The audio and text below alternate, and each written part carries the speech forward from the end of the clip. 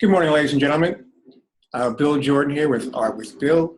Welcome to another episode with artists. You know, if you are a baker, a sculptor, or a candlestick maker, this is where you need to be. Why? People buy from people they know. And the best way for them to know you is with my candid video interview. Today's no exception. We have all the way from, well, she'll tell you where she's from in a minute, but we have the fabulous, the wonderful Miss Belinda Chandler. Morning, Belinda. How are you today? I'm fine. How are you? Great, great, great. So how was the commute in to get to the site today? Excuse me? How was your commute in today? Oh, my commute was well. Everything went well. Okay, all right. So now, Belinda, we're going to be talking about your work today. But before we do that, who is Belinda? How, you know, what's the 411 on you? What's your claim to fame? I just love to paint. I'm very creative. I try to find stuff to do that nobody else is doing, or nobody else in my circle, and I expound on it. You know? Okay. Well, what you say you're very creative. How did that come about? You were born that way. Something along your life journey took you in that direction. What happened? I think I was kind of born that way. You know, I write a little bit. I do. I used to just doodle everywhere. Everywhere I was sitting and there was an empty little patch and I had a pen, I would doodle, crochet. I like to cook, and I got creative with food. And so everything I did, it was an adventure. I made an adventure out of it, you know. So and I still do. I still do. So you must be the typical Renaissance woman, right? Yes. So Belinda, tell us now. We're going to see some of your images, but before we do, how long have you been painting now? How's that been? 7 years. 7 years. I actually picked up a brush 7 years ago, and I started doing canvas work. Somebody just put it in my hand. Here, do this. I believe you can do this. And like now, I had butterflies in my stomach, but it came out. I did a little something, and it went on exhibition. And later, about 6 years later, somebody told me, said, "Well, submit this." And I submitted this, just a piece of junk here, and I submitted it, and they sent me back an award. I wasn't expecting it. Whoa, wait a minute. Explain that now. Wait a minute now. People call you up and ask you to submit stuff? No. I go to these little workshops, you know, between last year and the 7 years. I found these little workshops to do, and I was doodling on some canvas, and they said, "Would you like to submit this? I like this. Would you like to submit it?" And I did. You know? All right. So what was that? Like you had first prize winner, or what did you get for that? No, they was going to put it in a calendar. It was submitted for a calendar, but they didn't put it in a calendar. Instead, they put me an award. Yeah. Oh, congratulations. Very good. Very good. All right. So now anything else, any other awards you got? No, that was the only one. I wasn't expecting that one. Well, how did that make you feel when you got the award? I was having one of those terrible days, you know, it just can't get worse days, and it did. And then I went to the workshop, and the lady stood over me, and she said, "I have something here for you." And I said, "Okay, open it." And it was the award. And well, I can't tell you how I felt. I really can't. But it just ended the bad day. You know, it was the worst day of my life. I could say that, but it ended it. I felt it. Nothing could steal my joy after that. Oh, okay. So it was so good you can't tell me, right? Yeah, it was very good. Okay. Well, so you're an award-winning artist, and you've been in any galleries or anything like that? No, I have put my stuff on exhibition that has traveled from Bronx to Manhattan, other parts of the state. I'm still waiting for stuff to come back. Yeah. Oh, okay. Where have you had your stuff on exhibition? Well, it's been at the Holiday Inn and one of the Holiday Inns in Manhattan, various places in the Bronx, certain homes that have it, places where they conduct workshops. I was recognized by one workshop. They had a dinner uh, honoring myself and a few other artists that submitted items. It was called the Point in the Bronx. Oh, the point. Okay. And now, how can people get in contact with you, Belinda, if they want to, get in contact with you? What do they do? How do they do that? Okay, they can either email me or call me. My number is 347-366-7432. And your email? Belinda Chandler 7, all lowercase, @gmail.com. Will you repeat that again, please? Lowercase letters only, Belinda Chandler 7 @gmail.com. So that's Belinda Chandler 7 @gmail.com. Yes. Okay, great. So like you're an award winner, you're on exhibition. Whoa, we're having it's quite an honor to be in your midst today. So when you're not painting, I mean, well, let me ask you this: how do you what's your process when you do your work? I mean, do you have some type of muse, or what motivates you to do what you do? My muse is my imagination. Right now, it's history. I'm doing Egyptian history on the pharaohs and goddesses. Right now, it fascinates me. So I'm trying to work on renditions with them. Anything that pops up in my head and it stays there, I feel compelled to paint it. Yeah. So why are you doing the Egyptian work right now? What about that excites you? Well, history fascinates me. It fascinates me. The more I delve into the history, the more I want. And so certain pharaohs and goddesses, they are fascinating to me. Like the goddess Ma'at, M-A''A''T. I'm fascinated with her because of where she comes from. She affects our legal system today.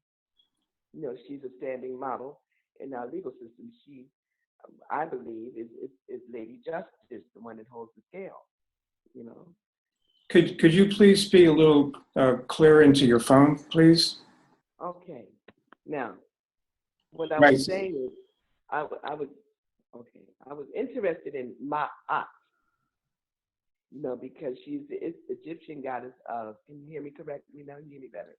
Yeah, that's better. Keep speaking into the phone.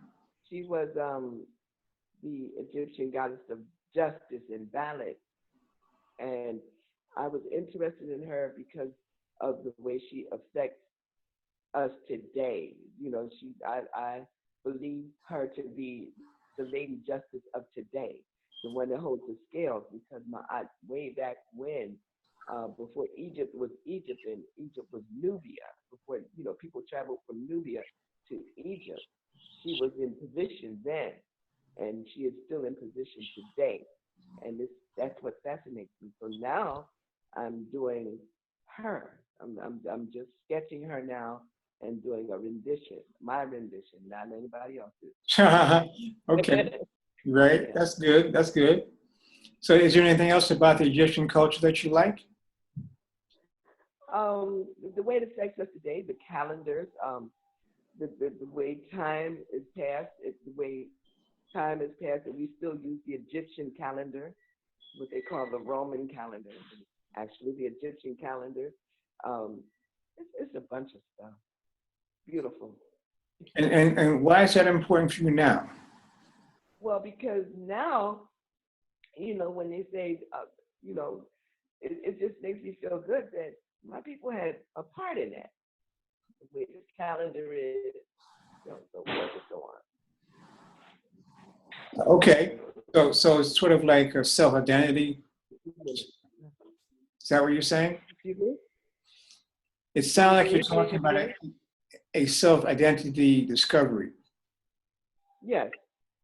Okay, cool, cool. All right. And so you're making a piece about my aunt right now. Did you send that image over today? Excuse me? You're making an image about my aunt. Did you send that over Yes. for us to look at today? Uh, yeah. As a matter, she's still in sketch mode. Hold on.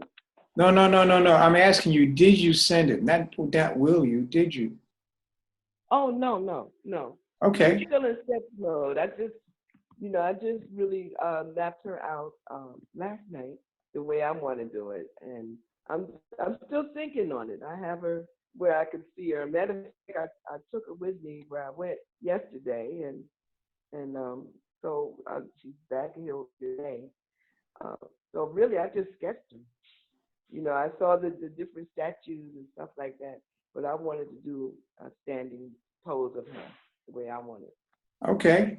And so now, besides the Egyptian Nubian study, what other types of history do you enjoy?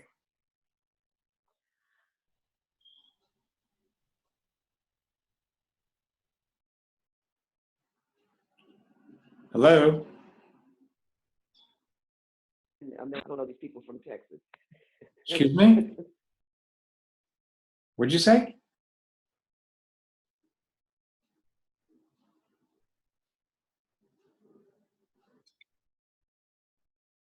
Hello? Hello? Yes. Oh, how do I? Okay, wait a minute. Uh, Wait a minute. Okay, meeting in progress. Let me hit that. Okay, let me see if I can get back to you. There we are. Okay. Okay, so can you see me? I can hear you. Go ahead. Okay. All right. What was I saying? Someone that just called me on this phone. All right. Well, maybe if someone else calls, maybe just don't answer, okay? Yeah, I didn't. But I didn't want the phone to continue to ring either. So. Well, that's all right. We understand. Mhm. So I was asking you, besides, what other histories do you enjoy other than the Egyptian history? American history. Mhm. And but what sticks out for you in American history? Why do you watch that? Why do you study that? Well, I studied that because my people have a lot to do with American history. Sometimes some things are hidden, and I like investigating American history. You know, so a lot of things that were hidden from me as a child. Like when I was a kid coming up, they taught me about Abraham Lincoln, and they taught me about Christopher Columbus, and but they didn't teach me about Harriet Tubman and There's a lot of stuff they didn't teach me, and I want to learn, so I remain curious, and I look it up what I want to learn. And a lot of things that I use today, as far as the iron, broom, stuff like that, were invented by people, African Americans, you know. So I kind of want to know, what's up with that, So Okay. rather than keep it under the cover, I'd rather uncover that and learn about it, so that I don't Right. forget. I don't want to be one of the people that forget, and many who've forgotten. So I continue to study. And why is that important for you now, though? It just is. It always has been important to me. I love history, so Okay. it always has been important. Knowledge is power, and that, Okay. what I'm saying? So that I have the knowledge, you can't keep me, in bondage that I have knowledge. All right. Okay. All right. Well, that's, is there anything else you want to add to information about what we're talking about in terms of history and stuff like that? Um, no, not really. Okay. All right. So if it's okay with you, can we start looking at some of your images? Okay. Are we going to do this? All right. So here's your first image. Could you give us a little information about that? Well, there were some kittens in the backyard, and I decided to draw one. Okay. You know, and so I called her my painted calico. You know, everybody loves this picture, you know, so um, I painted it, and I love pattern, you know, so I kind of, you know, she was a pattern kid, and I just put, you know, colors in her pattern. Okay. Mhm. She's a calico, you say? Yeah. Oh, okay. This is a new take on being calico. Yeah. All right. And when did you do this one?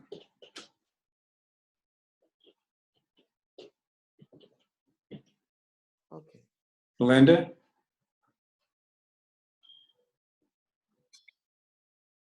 Okay. All right. I think I did that early last year, about mm, May, June, something like that. Okay. All right. Can we go to the next one now? Sure. So what's the story in these images here now? What's that all about? What's this all about? Um, to me, it's the garden. It's part of the series. That's the garden. You know, it's like being prepared for other inhabitants. You know, so it's a little mixture of everything. You got your little fruit, your little flowers, whatever. So it's being prepared. You know, as you would prepare your house for a visitor, it's being prepared for inhabitants. Yeah. Okay, so why is it being prepared now?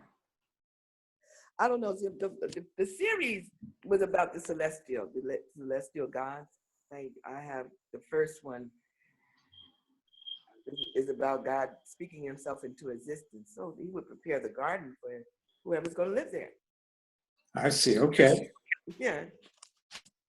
All right. Let's go on to the next one. I call that one a Trinity. Okay. Hmm. And why do you have these faces in there? Well, I kind of like to put a vision on God, you know, like that he wouldn't be any particular color, but he would have a face like mine. And I Okay. could look out and you know, like he was the mirror of God. I don't think I could Right. have said it better. You know what I'm saying? Yeah. So Make sure you speak into that the one, phone, please. okay. That one I call the Trinity. Yeah. All right. Nice work there. This is part of a series, you say?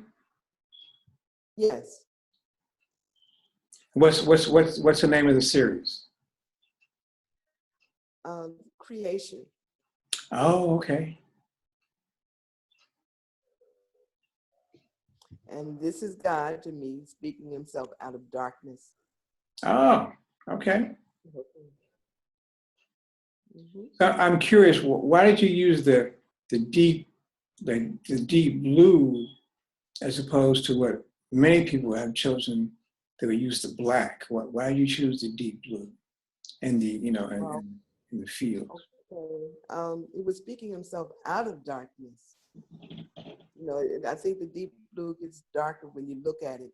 And so he said, let there be light. And I don't think that God is God right now. So it was a gradual thing. So it would be deep blue. And then it would gradually turn to light blue and lighter. Okay, makes sense. Again, you have your patterns and your use of color. I love pattern. Yeah. And what is it about pattern that stimulates you? It's simple. And you, when with pattern, you actually are drawing more than one item. Like in this piece, I see the birds of the sky and fish and all kind of stuff going Okay, on there. Yeah, right. I think we saw that one. Excuse me? That was the Trinity. That one is We Trinity. did that already? Okay, another sample of the Trinity. Okay. Yeah, yeah. And what's this? And I think that's the War of the Angels. That's War of what the people think. Angels? War, I can't quite, could you speak into the phone, please? I call that one The War of the Angels. Oh, okay. I got you. All right. Okay. Why do you have four images here? Why do you have four faces? Well, one of them is turned away from everyone else. And I think that was when he got kicked out of the heavens. That one of them is Lucifer. So the Uh-huh. other three would be the Trinity. Oh, okay. Yes. I see. Okay. Symbology, right? Yeah. Now we have a lion here. We've left the creation. Now we're on planet Earth. That was something to do. That was something to do between sets. Sometimes when I'm painting, and I would have 3 or 4 things going on, and I would just paint something else. Okay, this is wet. I don't know what else to do with this, so let me start something else and come back. Yeah, okay. Yeah, yeah. So I drew this lion. It's my first animal. Yeah. Besides a calico kitty, he's my Yeah. first realistic-looking animal, All and I right. like him because of the pattern in his mane. Yes, And the pattern, yeah, yeah. So. that's nice. I like that. Mhm. Hey, we're back to Belinda. Well, that was a very intense but short uh, trip down your artwork there. You took a lot of interesting pieces, Belinda. And you looking forward to marketing these pieces? Yes. And how's that going for you? How do you market your work? This would be like the first time I would know what to do. I think I would, on these, I think I would like to start a bidding if it's possible. Yeah, I guess it is. You know, you have to get on maybe Facebook or Instagram or something like that. And so again, how can people contact you, Belinda? Belinda Chandler 7 at gmail.com or 347-366-7432. All right, so that's Belinda Chandler. So now, Belinda, what are you going to do the rest of the day? Well, I was going to work on my art. Okay, that's what artists do. They stay in the hunt, right? Yeah. I might not paint her, but I kind of want to just do something fabulous with her, and I don't know yet. So I'm going to put her somewhere where I can walk by her and look at her and not look at her and then look at her again. And figure out what Right, else to right. do. So now, Belinda, do you have any words of encouragement for emerging artists? Well, my word would be is don't put yourself down so much, because that's what I do. I'm like I'm my own critic here. Uh-huh. Don't criticize. You know, like I got an award for stuff that I really, really terribly critiqued. You know, and stuff has gotten taken from me that I really didn't care for, and Yes. I see it places. So you know, don't criticize yourself so much. An artist is an artist, and like I hear a very wise man told me that. Could you say that we had a the conversation got garbled. Could you say that again, please? Excuse me, repeat that, please. Hello? Hello? Hello? Yes, I hear you. Go ahead.